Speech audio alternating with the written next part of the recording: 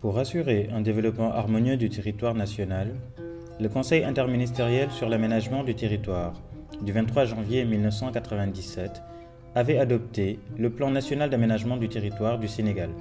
Ceci après un long processus d'élaboration qui aura duré 20 ans. Cependant, ce premier plan a été faiblement mis en œuvre du fait de la non mise en place des instruments recommandés pour son opérationnalisation, à savoir une loi d'orientation pour l'aménagement du territoire et un fonds d'impulsion à l'aménagement du territoire.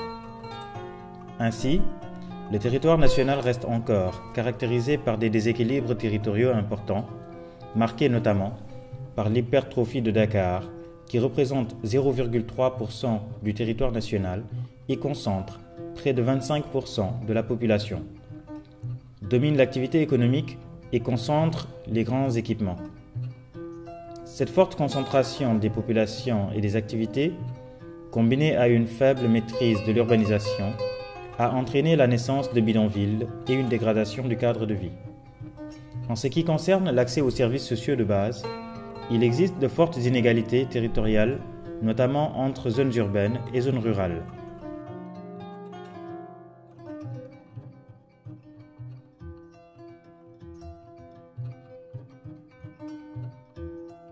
Ainsi, les départements les moins urbanisés sont ceux qui sont les moins dotés en équipements sociaux de base.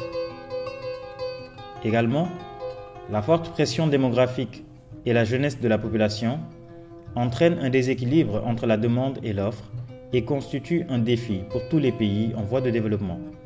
Au niveau économique, on note une faible valorisation des ressources et potentialités des territoires avec des modes de production encore rudimentaires, la faiblesse de l'appui à la production et la prépondérance de l'informel. Cela a induit une forte dépendance de notre pays vis-à-vis de l'étranger et une balance commerciale structurellement déficitaire creusée par l'importation de produits dont le Sénégal a la capacité de production.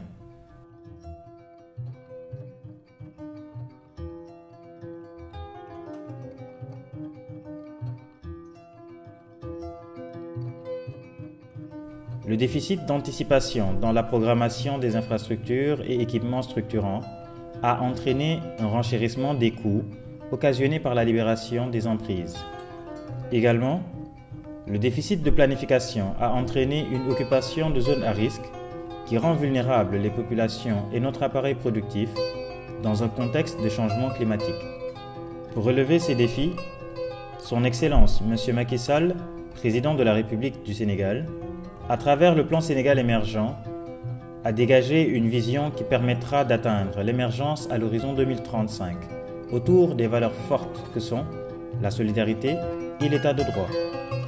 Le premier plan d'action pluriannuel du PSE a permis de réaliser des progrès importants, notamment dans les domaines de l'accès aux services sociaux de base, du développement urbain et de l'appui à la production avec l'extension du réseau routier et autoroutier, le désenclavement des territoires, l'augmentation de la production d'énergie et l'amélioration de l'environnement des affaires.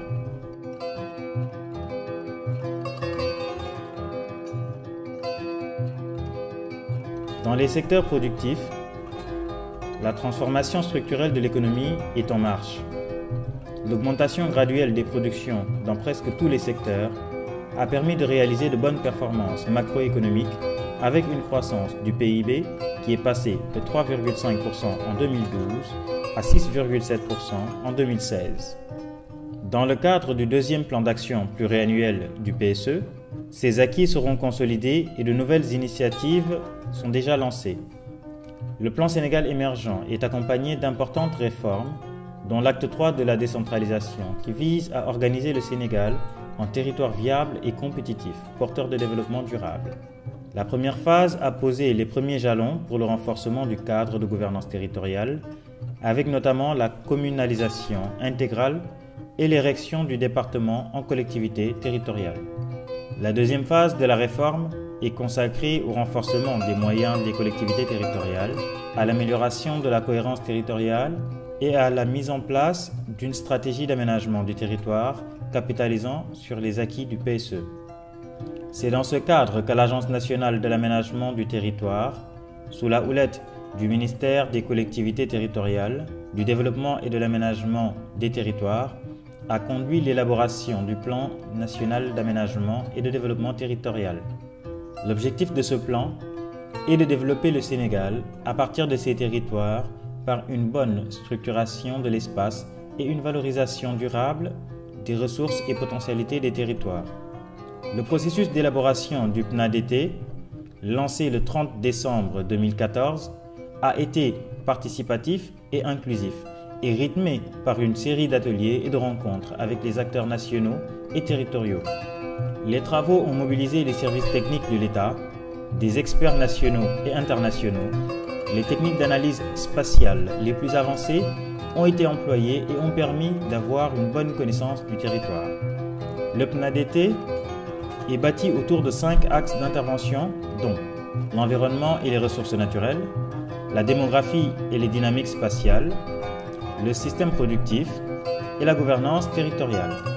Le schéma de structure proposé comprend l'ensemble des éléments structurants permettant d'assurer une bonne occupation du territoire et une valorisation des ressources.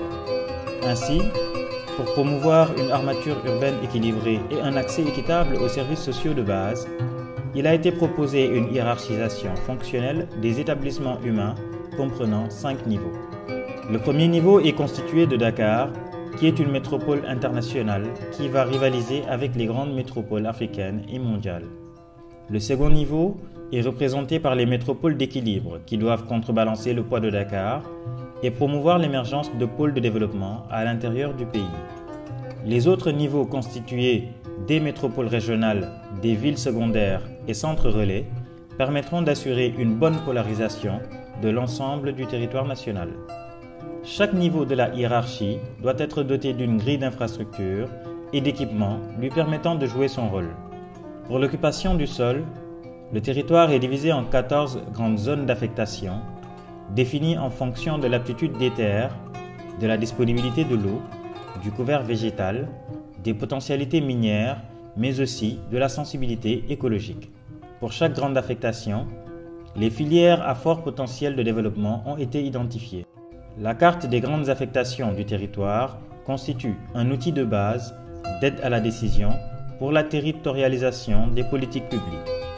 En effet, elle permet d'une part d'orienter les choix de localisation des projets structurants initiés par l'État et les acteurs économiques et d'autre part de faciliter l'élaboration des politiques de contractualisation entre l'État et les collectivités territoriales ou leur regroupement.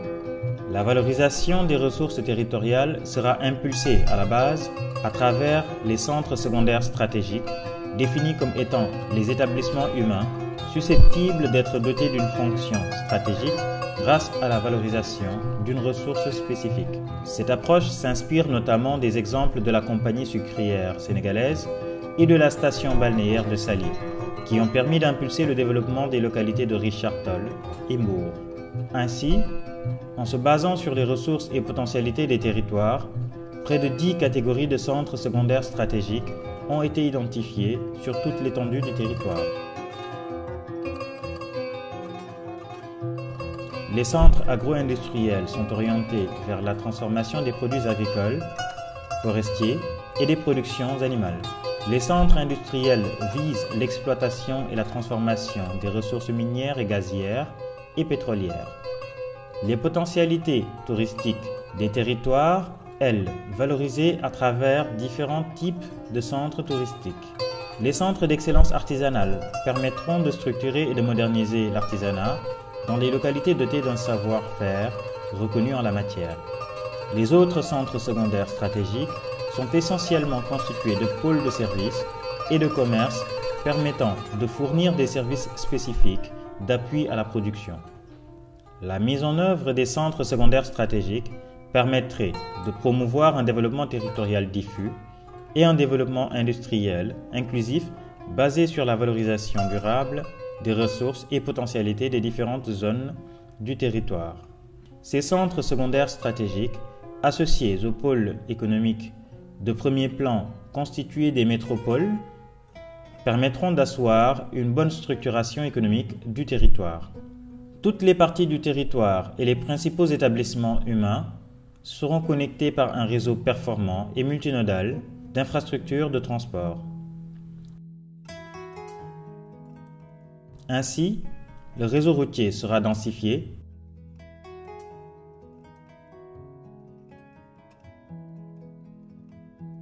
les métropoles d'équilibre seront connectées par un réseau autoroutier performant et le développement du réseau ferré permettra de faciliter le transport des marchandises et des produits à l'intérieur du Sénégal et à l'échelle de la sous-région. Le développement graduel des infrastructures aéroportuaires va faire du Sénégal un hub aérien de niveau mondial, tandis que le transport maritime et fluvio-maritime sera développé par le renforcement des infrastructures portuaires. Par ailleurs, dans la perspective de l'exploitation du pétrole et du gaz, notre stratégie d'aménagement énergétique du territoire doit être repensée, notamment avec une logique de déconcentration industrielle. C'est pourquoi il est proposé d'une part de mettre en place 2 plateformes pétrolières et gazières le long de nos côtes pour développer les chaînes de valeur pétrole-gaz et faire émerger de nouvelles villes. D'autre part, la mise en place d'un gazoduc et d'un oléoduc permettrait d'alimenter en énergie les grands centres urbains, la zone minière de Kédougou et certains pays de la sous-région, comme prévu par le schéma de développement de l'espace régional élaboré par l'UEMOA. Pour aboutir à cette structuration du territoire et mettre en œuvre les orientations stratégiques, au total, 250 actions couvrant les 5 axes d'intervention ont été proposées. Pour la mise en œuvre du PNADT, il a été identifié 5 instruments et mesures clés à mettre en place pour promouvoir son opérationnalisation. La première mesure est relative à l'adoption d'une loi d'orientation pour l'aménagement et le développement durable des territoires permettant d'encadrer juridiquement le PNADT et les autres outils d'aménagement du territoire et les positionner dans le système national de planification.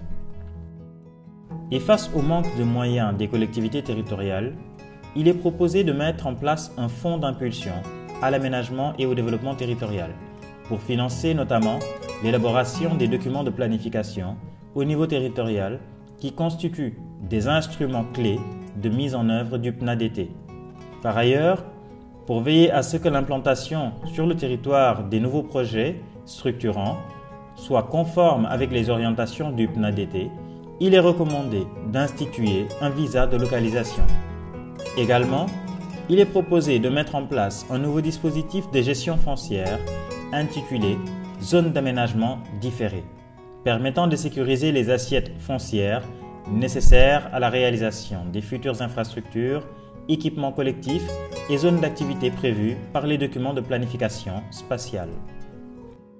Enfin, l'Observatoire national des territoires, cadre de collecte, de mutualisation, de traitement et de diffusion de l'information territoriale, va concourir au suivi et à l'évaluation de la politique d'aménagement du territoire.